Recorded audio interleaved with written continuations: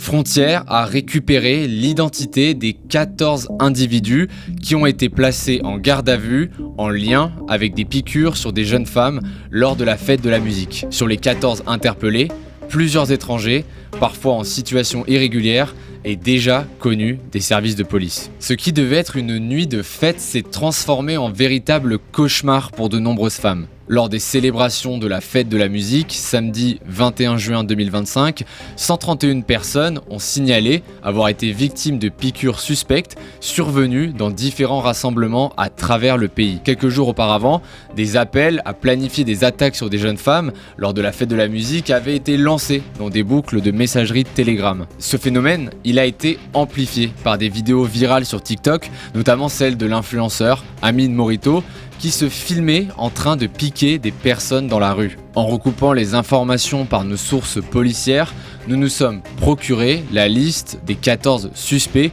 placés en garde à vue. Voici les profils. Islam Selani, 24 ans, algérien, en situation irrégulière et déjà connu des services de police. Mohamed Ben Kouelifa, 19 ans, algérien, et également avec des antécédents. Yasser Bouaza, 21 ans, français et connu des services de police. Fadi Limen, 20 ans, tunisien, en situation irrégulière et sans antécédents connus. Jackie Dobrès, 26 ans, français et connu des autorités. Jérôme Mazagran, 37 ans, français et également connu des autorités. Shamseddine Ben Harida, 19 ans, français et sans antécédents. Ayoub Blal, 35 ans, marocain et inconnu des services de police. Walid Chaouch, 25 ans et de nationalité algérienne. Raphaël Waldong, 44 ans et déjà connu des services de police. Aboubakr Benlani, 35 ans et sans antécédents auprès des services de police. Abdel Moshen Gomri, 20 ans, français et sans casier judiciaire. Mathis Deradji,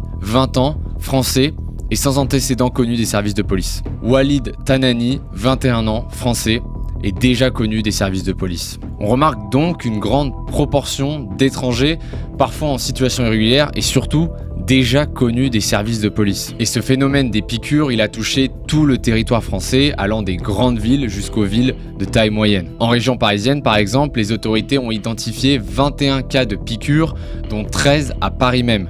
Le parquet de Paris a indiqué l'ouverture de 3 enquêtes distinctes après que 3 personnes, une adolescente de 15 ans, un jeune homme de 18 ans et une femme adulte, ont rapporté avoir été piqués dans différents endroits de la capitale. Tous 3 ont été victimes de malaise. Ils ont ensuite été conduits dans des établissements hospitaliers afin de subir des examens de toxicologie. Ce qui inquiète les autorités, c'est que le schéma se répète. Les victimes, majoritairement des femmes, affirment avoir remarqué des marques de piqûres sur des parties du corps comme les jambes, les bras ou la nuque après avoir assisté à un concert, une soirée en club ou à un événement festif en plein air. Certaines se plaignent ensuite de vertiges, de nausées ou de perte de connaissance. D'autres ne présentent aucun symptôme physique, mais l'angoisse générée chez ces jeunes femmes reste très présente. À la suite de ces interpellations, les vidéos appelant à piquer les jeunes femmes ont été supprimées de TikTok. Quelle différence y a-t-il entre la défense de la famille que vous proposez, vous,